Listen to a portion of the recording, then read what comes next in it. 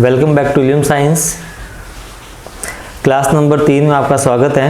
इससे पहले वाली क्लास नंबर 2 में हमने परमाणु त्रिज्या और धात्विक गुण के बारे में पढ़ा था। इस क्लास में हम लोग डी ब्लॉक तत्वों के जो गुणों का अध्ययन करेंगे वो है आयनन एंथैल्पी, दूसरा होगा गलनांक व क्वथनांक, तीसरा पढ़ेंगे संकुल यौगिकों का निर्माण और जो चौथा है वो है मिश्र धातुओं का बनना। तो सबसे पहले हम स्टार्ट करते हैं आयनन एंथैल्पी। आयनन एंथैल्पी को समझाने के लिए मैं आपको एक चित्र बताता हूँ जिसमें ये बताया गया है कि ये नाभिक है और ये बाह्यतम कोश का इलेक्ट्रॉन है। तो नाभिक और बाह्यतम कोश के इलेक्ट्रॉन के बीच में आकर्षण बल रहता है। इस बाह्यतम कोश के इलेक्ट्रॉन को अनंत तक ले जाने के लिए जो ऊर्जा की आवश्यकता होती है वो आयनन एंथैल्पी कहलाती है। तो आयनन एंथैल्पी की परिभाषा क्या हो जाएगी कि विलगित गैसीय परमाणु की आद्य अवस्था में उसके बाह्यतम कोश के इलेक्ट्रॉन को पूर्णतया हटाने के लिए जो ऊर्जा की आवश्यकता होती है वह आयनन एंथैल्पी कहलाती है। यदि हमने उसमें से एक इलेक्ट्रॉन हटाया है तो ये प्रथम आयनन एंथैल्पी कहलाती है। जैसे ये इक्वेशन आई है, इसमें से मैंने एक इलेक्ट्रॉन को हटाया है तो इस इलेक्ट्रॉन को हटाने के लिए जो ऊर्जा लगी है वो कहलाएगी प्रथम आयनन एंथैल्पी। तो एक इलेक्ट्रॉन हटाने पर उदासीन परमाणु X गैसीय अवस्था में था और अब ये धनायन का निर्माण हो गया है। अब इस धनायन से हम दूसरा इलेक्ट्रॉन हटाएंगे तो ये जो ऊर्जा लगती है वो ऊर्जा कहलाती है उसकी द्वितीय आयनन एंथैल्पी कहलाएगी, जिसको इस समीकरण के द्वारा शो किया गया है। ये इक्वेशन बताती है कि ये धनायन था, इस धनायन में से ये दूसरा इलेक्ट्रॉन निकाला तो एक द्विधनात्मक आयन का निर्माण हुआ। इसी प्रकार द्विधनात्मक आयन से यदि हम इलेक्ट्रॉन और निकालेंगे तो वो कहलाएगी तृतीय आयनन विभव कहलाता है। ठीक है ना। अब हम देखते हैं कि ये जो क्रमागत आयनन विभव आए हैं, ये आयनन एंथैल्पी आई है, प्रथम आयनन एंथैल्पी, द्वितीय आयनन एंथैल्पी और तृतीय आयनन एंथैल्पी, इनका क्रम क्या रहेगा। तो उसका क्रम देखते हैं कि तत्व के क्रमागत आयनन एंथैल्पी का क्रम देखते हैं। तो सबसे ज़्यादा जो आयनन एंथैल्पी होती है वो होती है तृतीय आयनन एंथैल्पी, फिर द्वितीय आयनन एंथैल्पी और कम होगी प्रथम आयनन एंथैल्पी, क्योंकि जो दूसरा और जो तीसरा इलेक्ट्रॉन निकलता है वो धनायन से निकलता है और धनायन का आकार उदासीन परमाणु से छोटा होता है। ये हम क्लास नंबर 2 में पढ़ चुके हैं उसका कारण। ठीक है ना। तो ये आपके सामने आयनन एंथैल्पी का क्रम दिया हुआ है। तो क्रमागत आयनन एंथैल्पी का क्रम। अब कारण दिया गया है क्योंकि जो उदासीन परमाणु की तुलना में धनावेशित आयन से इलेक्ट्रॉन पृथक करना क्या होता है, मुश्किल होता है, क्योंकि धनायन का जो आकार होता है वो उदासीन परमाणु से क्या होता है, छोटा होता है। तो उससे इलेक्ट्रॉन निकालना कठिन रहेगा। ये आकार बताया गया उदासीन परमाणु और धनावेशित आयन का। अब पढ़ते हैं आयनन एंथैल्पी को प्रभावित करने वाले कारक। सबसे पहला जो कारक है हम लेते हैं प्रभावी नाभिकीय आवेश। प्रभावी नाभिकीय आवेश बढ़ता है तो हम जानते हैं कि बाह्यतम कोश के इलेक्ट्रॉन पर नाभिक का आकर्षण बल बढ़ेगा, जिससे उस इलेक्ट्रॉन को निकालने के लिए ऊर्जा की आवश्यकता भी क्या होगी, ज़्यादा होगी। फिर दूसरा फैक्टर पढ़ते हैं आयनन एंथैल्पी को प्रभावित करने वाला परिरक्षण प्रभाव। परिरक्षण प्रभाव के बारे में मैंने क्लास नंबर 2 में आपसे चर्चा की थी। तो परिरक्षण प्रभाव अगर बढ़ता है तो आयनन एंथैल्पी क्या होगी, घटेगी, क्योंकि परिरक्षण प्रभाव बढ़ता है तो बाह्यतम कोश के इलेक्ट्रॉन पर नाभिक का आकर्षण क्या हो जाता है, कम हो जाता है। तो इस कारण से वो इलेक्ट्रॉन क्या होगा, आसानी से निकलता है। फिर है तीसरा जो फैक्टर है वो है इलेक्ट्रॉनिक विन्यास। यदि आपको कहीं अर्धपूरित और पूर्णपूरित इलेक्ट्रॉनिक विन्यास मिलता है तो ये इलेक्ट्रॉनिक विन्यास स्थायी होते हैं और स्थायित्व को भंग करने के लिए ऊर्जा की आवश्यकता क्या होगी, ज़्यादा होगी। तो ऐसे परमाणु या आयनों की आयनन एंथैल्पी क्या होगी, ज़्यादा होगी। नेक्स्ट पढ़ते हैं आयनन एंथैल्पी पर कोषों का प्रभाव। तो अगर कोषों की संख्या बढ़ती है तो कोषों की संख्या बढ़ने से क्या होगा, नाभिक और बाह्यतम कोष से इलेक्ट्रॉन के बीच की दूरी बढ़ेगी, तो आयनन एंथैल्पी क्या हो जाएगी, कम हो जाएगी। तो ये थे प्रभावित करने वाले कारक। अब नेक्स्ट लेते हैं कि वर्ग में ऊपर से नीचे की तरफ जाएंगे तो आयनन एंथैल्पी में क्या फ़र्क पड़ेगा। तो वर्ग में ऊपर से नीचे की तरफ जाते हैं तो क्या होता है, कोषों की संख्या बढ़ती है, बाह्यतम कोष पर नाभिक का आकर्षण घटेगा, तो उससे परमाणु त्रिज्या बढ़ी, तो आयनन एंथैल्पी क्या हो जाएगी, कम हो जाएगी। अब हम देखते हैं आवर्त में बाएं से दाएं जाने पर क्या होगा। आवर्त में बाएं से दाएं चलते हैं तो प्रभावी नाभिक के आवेश का मान बढ़ता है, बाह्यतम कोष पर इलेक्ट्रॉनों का नाभिक के आकर्षण बल बढ़ेगा, परमाणु त्रिज्या घटेगी, इससे आयनन एंथैल्पी क्या होगी, बढ़ेगी। तो आवर्त में बढ़ेगी और वर्ग में घटेगी। क्लियर। अब नेक्स्ट लेते हैं कि अगर हम डी ब्लॉक तत्वों की आयनन एंथैल्पी को एस ब्लॉक और पी ब्लॉक तत्वों से कंपेयर किया जाए तो हम देखते हैं कि डी ब्लॉक तत्वों के लेफ्ट हैंड साइड में एस ब्लॉक तत्व होते हैं, तो इनका आकार क्या होगा, बड़ा होगा, किसका, एस ब्लॉक तत्वों का। और राइट हैंड साइड में कौन से तत्व थे, पी ब्लॉक तत्व थे, तो पी ब्लॉक तत्वों का आकार डी ब्लॉक तत्वों से छोटा है। ठीक है ना। तो जो आयनन एंथैल्पी होगी इनकी एस ब्लॉक तत्वों से तो क्या होगी, अधिक होगी, और पी ब्लॉक तत्वों से क्या होगी, इनकी कम होगी। अब हम डी ब्लॉक तत्वों की श्रेणियों में आयनन एंथैल्पी देखते हैं। यहाँ हम 3D श्रेणी की चर्चा करेंगे।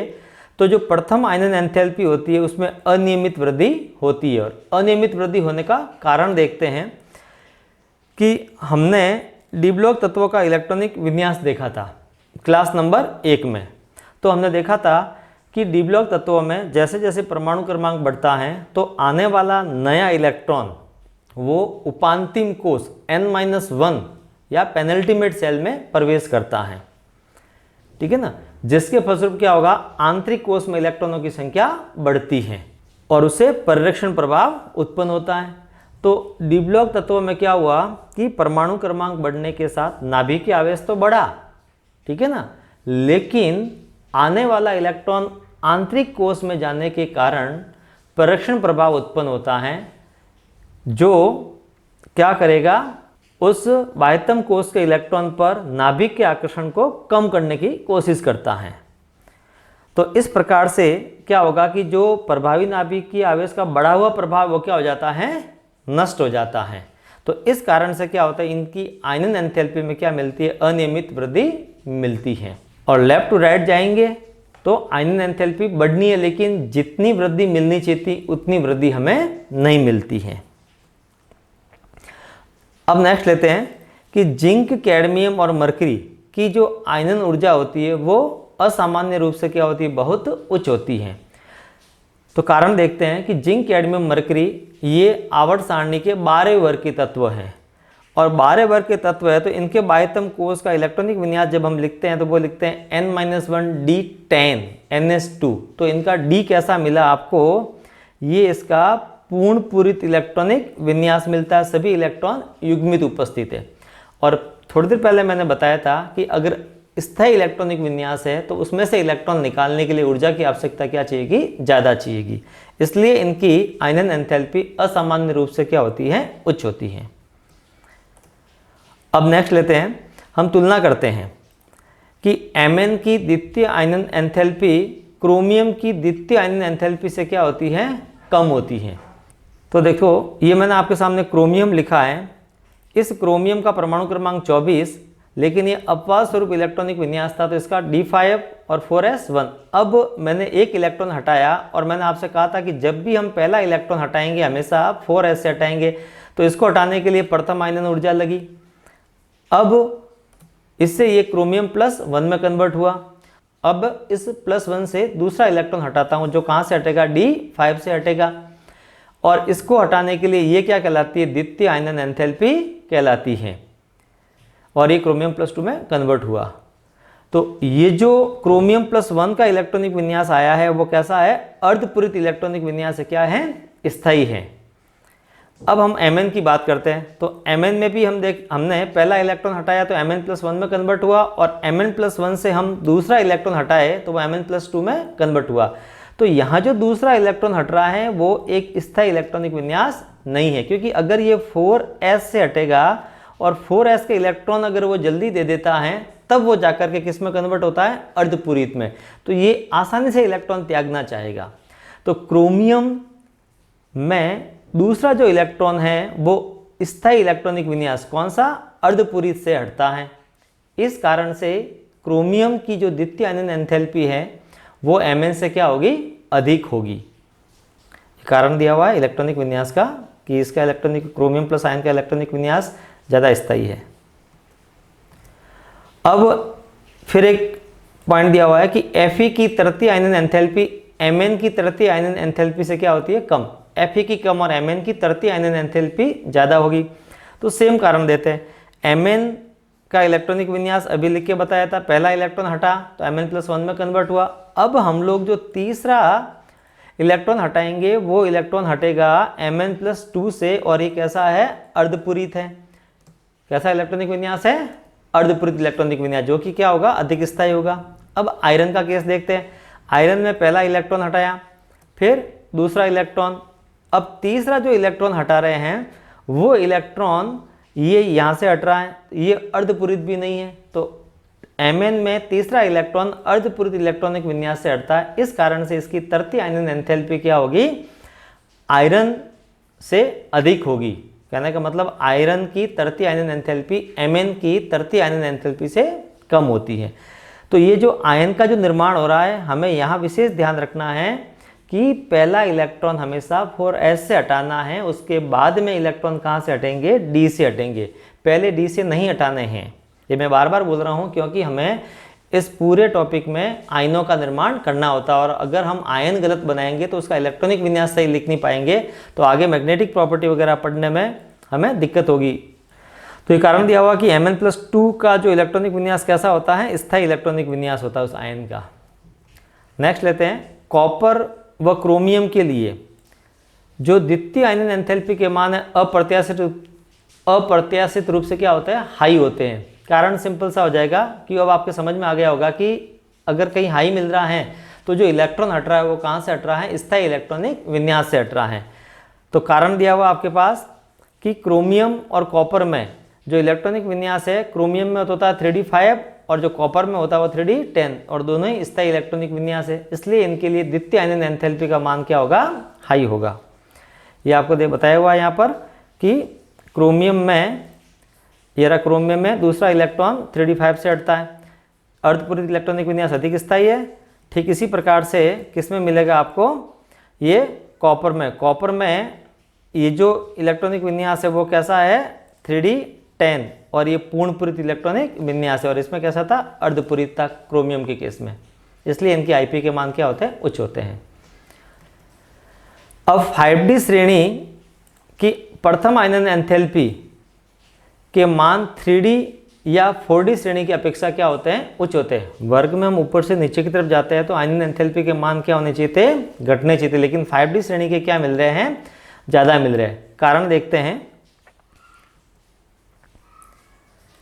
ये आपको दिया गया है एक ग्राफ, जिसमें ग्राफ बता रहा है कि ये जो 5d श्रेणी है, ये कौन सी श्रेणी दी हुई है आपको, 5d श्रेणी। इस 5d श्रेणी की आयनन एंथैल्पी के मान बहुत ज़्यादा है। कारण है कि 5d श्रेणी में हमने देखा था कि लैंथेनम के बाद हाफनियम आया था, तो इनके बीच में 14 लैंथेनाइड तत्व थे जिनमें इलेक्ट्रॉन 4f में भरा गया था, और 4f का परीक्षण प्रभाव क्या होता है, बहुत ज़्यादा दुर्बल होता है। इस कारण से क्या होगा कि इनकी आयनन एंथैल्पी क्या होगी, ज़्यादा होगी, क्योंकि बाह्यतम कोश से इलेक्ट्रॉन पर नाभिक का आकर्षण क्या हो जाएगा, ज़्यादा हो जाएगा। तो हम कह सकते हैं कि लैंथेनाइड संकुचन के कारण 5d श्रेणी के तत्वों की प्रथम आयनन एंथैल्पी 3d या 4d श्रेणी के तत्वों से अधिक होती है। क्लियर। अब देखते हैं गलनांक व क्वथनांक के बारे में पढ़ते हैं। तो डी ब्लॉक तत्वों के जो गलनांक और क्वोथनांक होते हैं वो s लॉग तत्वों से क्या होंगे, अधिक होंगे। क्योंकि डी ब्लॉक तत्वों में इससे पहले हमने धात्विक लक्षण पढ़ा था, तो वहाँ पढ़ा था कि डी ब्लॉक तत्वों में जो बंध बनाने में है वो ज़्यादा इलेक्ट्रॉन भाग लेते हैं, तो बनने वाले बंध क्या होते हैं, मजबूत होते हैं। कारण ये दिया हुआ आपके आगे कि डी ब्लॉक तत्वों में प्रबल धात्विक बंध होता है और धात्विक जालक में अयुग्मित इलेक्ट्रॉनों द्वारा सहसंयोजक बंध उपस्थित होते हैं। इस कारण से इनके क्वोथनांक और गलनांक s लॉग तत्वों से क्या होंगे, अधिक होंगे। अपवाद स्वरूप दिया गया है कि जिंक और कैडमियम और मरकरी ये वाष्पशील तत्व हैं और संक्रमण धातुएं कैसी होती है, कठोर और वाष्पशील, अल्प वाष्पशील होती हैं और इनके गलनांक और क्वोथनांक क्या मिलेंगे, उच्च मिलेंगे। कारण कि इनमें जो अंतर परमाणविक धात्विक बंधन होता है उसमें Ns इलेक्ट्रॉन के साथ साथ N-1d कक्षा के इलेक्ट्रॉन भी भाग लेते हैं। कारण कि Ns और N-1d, N-1d अंदर वाला और Ns बाहर वाला, इन दोनों के बीच में जो ऊर्जा का अंतर है वो कम होता है। इस कारण से ये दोनों ही बंधन में भाग लेते हैं। अब किसी भी संक्रमण श्रेणी में अगर हम गलनांक देखते हैं तो D5 इलेक्ट्रॉनिक विन्यास पर वो क्या होता है, अधिकतम होता है। उसके बाद में वो क्या होगा, वापस डिक्रीज होना स्टार्ट हो जाएगा। तो कारण क्या होगा कि श्रेणी के मध्य तक अयुग्मित इलेक्ट्रॉनों की संख्या क्या होगी, बढ़ेगी। उसके बाद में इलेक्ट्रॉनों का युग्मन हो जाता है। तो ये ग्राफ में बताया गया है, देखो कि ये 3D श्रेणी दी हुई है टाइटेनियम से, फिर मॉलिब्डेनम और टंगस्टन। तो देखो टंगस्टन का पूरी आवर्त सारणी में ये ऐसा तत्व है, इसका हाईएस्ट मेल्टिंग पॉइंट होता है। किसका, टंगस्टन का। 3D श्रेणी में हाईएस्ट मेल्टिंग पॉइंट किसका हुआ, क्रोमियम का हुआ। 4D श्रेणी में हाईएस्ट मेल्टिंग पॉइंट किसका होगा, मॉलिब्डेनम का होगा। और 5D श्रेणी में किसका होगा, टंगस्टन का होगा। तो यहाँ से हम लोग जब श्रेणी के मध्य तक चलते हैं पहले, तो अयुग्मित इलेक्ट्रॉनों की संख्या बढ़ती है। इस कारण से इसमें डी अतिव्यापन द्वारा सहसंयोजक बंधों की संख्या भी बढ़ती है। और फिर श्रेणी के मध्य के बाद जब हम चलते हैं आगे, तो अयुग्मित इलेक्ट्रॉनों की संख्या कम होती है, क्योंकि इलेक्ट्रॉनों का युग्मन स्टार्ट हो जाता है। इसलिए इनके गलनांक और क्वोथनांक के मान क्या हो जाते हैं, कम हो जाते हैं। ये आपको दर्शाया गया डी अतिव्यापन, जिसमें 2D कक्षक आपस में मिल रहे हैं, अतिव्यापन कर रहे हैं, और इस प्रकार से डी बंधन कहलाता है ये।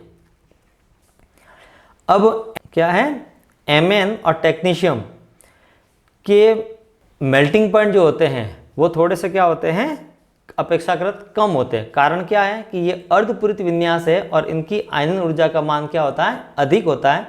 इस कारण से ये बंध सामर्थ्य में कमी आ जाती है इनके, क्योंकि जब आयनन एंथैल्पी ज़्यादा है तो इलेक्ट्रॉन आराम से निकलेगा नहीं, तो वो बंधन में भाग ले नहीं पाएगा। तो गलनांक अपेक्षाकृत क्या मिलेंगे, इनके कम मिलेंगे। अब 3D संक्रमण श्रेणी दी हुई है। इस 3D संक्रमण श्रेणी में हम क्या करते हैं, गलनांक और क्वोथनांक का क्रम देखते हैं। तो गलनांक और क्वोथनांक जो है वो क्रोमियम तक पहले बढ़ते हैं, क्योंकि अयुग्मित इलेक्ट्रॉनों की संख्या बढ़ी। फिर उसके बाद में इलेक्ट्रॉनों का युग्मन हुआ स्टार्ट। इस कारण से गलनांक और क्वोथनांक क्या हो गए, कम हो गए। अब जिंक, कैडमियम, मरकरी ये कैसे हैं, मृदु तत्व होते हैं और उनके गलनांक और क्वोथनांक क्या होते हैं, कम होते हैं। कारण सीधा सा के सारे इलेक्ट्रॉन क्या होते हैं, इनमें युग्मित इलेक्ट्रॉन होते हैं। तो इस कारण से इनमें प्रबल बंध के निर्माण की संभावना क्या हो जाती है, समाप्त हो जाती है। इसलिए इनके गलनांक और क्वोथनांक के मान क्या होते हैं, कम होते हैं। अब लेते हैं संकुलों का निर्माण, जो नेक्स्ट प्रॉपर्टी है। संकुल यौगिक क्या होते हैं, पहले ये देखते हैं। वे यौगिक जिनमें धातु आयन के साथ निश्चित संख्या में लिगेंड, हो सकता है कि वो उदासीन हो और ऋणावेशित स्पीसीज हो, उप सहसंयोजक बंध के द्वारा जुड़ता है। तो इस प्रकार से जो संरचना बनी है वो कहलाता है, संकुल कहलाता है। जैसे आपके सामने एग्जाम्पल लिख रखा है, FeCN6 हेक्सासाइनोफेरेट थर्ड, तो ये एक संकुल है। इसी तरह से एक दे रखा टेट्राएमीन कॉपर सेकेंड। तो ये आपके पास स्ट्रक्चर दे रखी है संकुल की। इसमें क्या किया, देखो इस अमोनिया ने क्या किया है, अपने इलेक्ट्रॉन इस कॉपर को दिए, उप सहसंयोजक बंध बनाया। क्योंकि अमोनिया के पास क्या होता है, लॉन पेयर होता है। तो प्रत्येक अमोनिया में नाइट्रोजन के पास लोन पेयर होता है और वो अपना इलेक्ट्रॉन इस धातु को देता है। तो इस प्रकार की जो संरचना बनी है वो कहलाती है संकुल यौगिक। इसके बारे में हम लोग उप सहसंयोजक यौगिकों में और डिटेल में पढ़ेंगे। अब संक्रमण धातु संकुलों का निर्माण क्यों करते हैं, तो देखो पहला हम ये देखते हैं कि इस मेटल ने इस लिगेंड से इलेक्ट्रॉन लिए हैं। तो मेटल लिगेंड से इलेक्ट्रॉन कब लेगा, जब मेटल पर आवेश क्या होगा, अधिक होगा, तभी तो वो क्या करेगा, लिगेंड से इलेक्ट्रॉन लेगा। तो पहला कारक देखते हैं कि इन धातु आयनों का कैसा होता है, आकार, छोटा आकार होता है। इन पर जो आवेश घनत्व है वो क्या होता है, उच्च होता है। थर्ड, इनके पास क्या होगा, इलेक्ट्रॉन लेने के लिए रिक्त डी कक्षक, कौन से कक्षक, रिक्त डी कक्षक उपलब्ध होते हैं, ठीक है ना। इस कारण से जो डी ब्लॉक तत्व है वो संकुल बनाने की प्रवृत्ति रखते हैं। ये इंपॉर्टेंट फैक्टर है, ये जनरली एग्जाम में पूछे जाते हैं। नेक्स्ट देखते हैं मिश्र धातुओं का बनना। जो संक्रमण धातुएं हैं इनका एक विशिष्ट गुण और होता है कि ये मिश्र धातुओं का भी निर्माण करते हैं। तो मिश्र धातु एक्चुअल में है क्या, मिश्र धातु एक प्रकार का ठोस विलयन है। मैंने क्या बोला, ठोस विलयन है। और ठोस विलयन का मतलब क्या हो गया कि इसमें जो विलायक होगा वो विलायक क्या होगा, ठोस होगा। तो ठोस का ठोस में जो विलयन बना वो कहलाएगा आपके पास एक मिश्र धातु हुआ ये। तो जो मिश्र धातुएं होती हैं ये क्या होती हैं, ठोस विलयन होती हैं। इसमें एक धातु के परमाणु दूसरी धातु के परमाणुओं में मध्य यादृच्छिक रूप से फैले हुए रहते हैं, विस्तृत रहते हैं।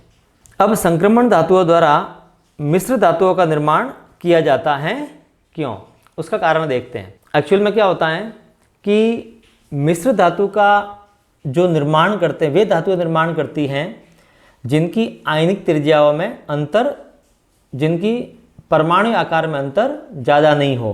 तो हमने पढ़ा है क्लास नंबर 2 में कि जो डी ब्लॉक तत्व होते हैं उनका जो परमाणु आकार होता है वो लगभग क्या होता है, समान होता है, ठीक है ना।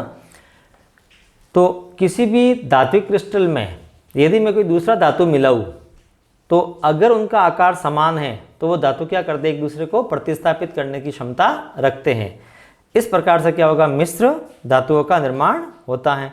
तो संक्रमण धातुओं का परमाणु का आकार लगभग क्या हुआ, समान हुआ, और क्रिस्टल जालक में वो धातु एक दूसरे को प्रतिस्थापित कर सकते हैं। इसी कारण से संक्रमण तत्व मिश्र धातुओं का निर्माण करते हैं। अभी आपके पास एक स्ट्रक्चर दी हुई है मिश्र धातु की।